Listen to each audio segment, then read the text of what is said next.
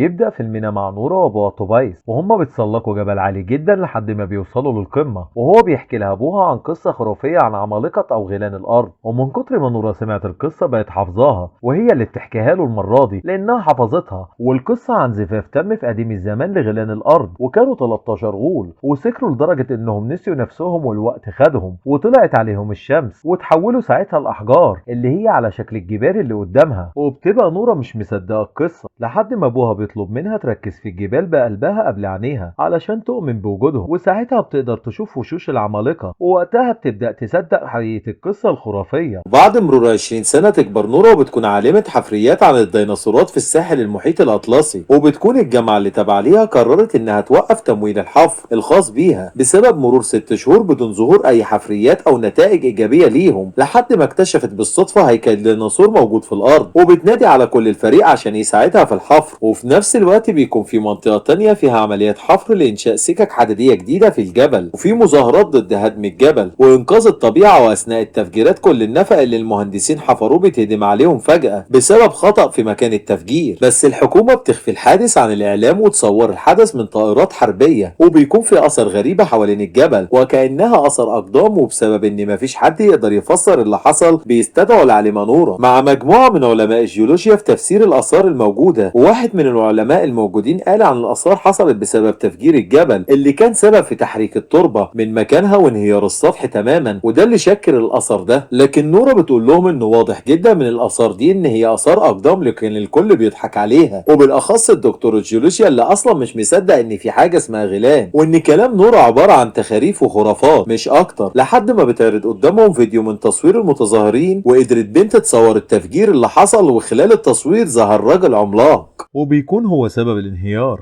وبيبقى كلام نورة هو الأقرب للواقع.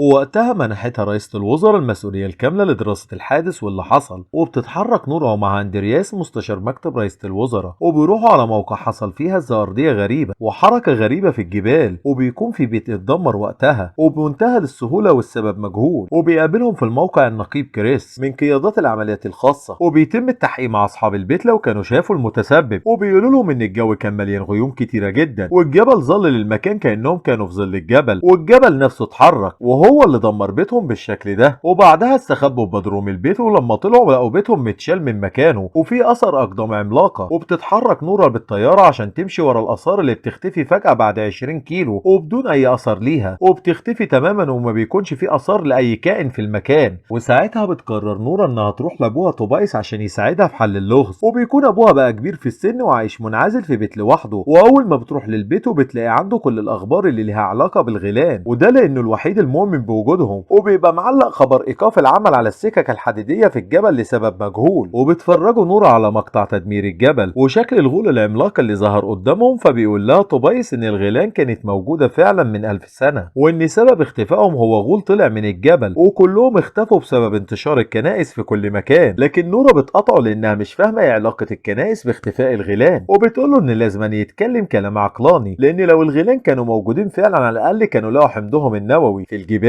فبيطلب منها طوبيس انهم ياخدوه لمكان اختفاء اثار الاقدام. بس نورة ما كانتش متفقه مع ابوها نهائي بسبب دخوله السجن فتره بسبب ابحاثه، ودخل المصحه العقليه في سبب توغله في ابحاث الغيلان لدرجه انهم قالوا عليه مجنون. وبيكون طوبيس متاكد ان في حاجه غلط في الموقع بسبب ظهور تضاريس مختلفه عن الموجوده معاه في الخريطه، وبيفضل يدور في المكان ومع نورة لحد ما بيلاقوا وراهم الجبل بيفتح عينه وبيتحرك من مكانه، وساعتها بيتحرك كتله كبيره من الصخور، ووقتها بيكون غول عملاق قدامهم طوله يتعدى ال 40 متر. فبيجروا كلهم على الطياره عشان يهربوا من المكان قبل ما الغول يقتلهم. وبيصوروا الغول عشان تشوفوا رئيسة الوزراء، وبيروحوا المقر القيادة الخاص بكريس عشان يتواصلوا مع رئيسة الوزراء. وبتحاول نورة انها تشرح لهم الكائن اللي شافوه بطريقة صحيحة، لكن طوبيس بيقول لهم ان اللي ظهر ده غول، وغول حجري عملاق جدا، وان الغيلان مش اسطورة وبس، وكان لازم يعرفوا عواقب الحفر في الجبل لان الطبيعة لازم ترد عليهم بعد ما حاولوا يخربوها، ولان كلام طوبيس غير عقلاني محدش بيصدقه. وبيقولوا له انه وحش ولازم يتخلصوا منه في اقرب وقت ممكن.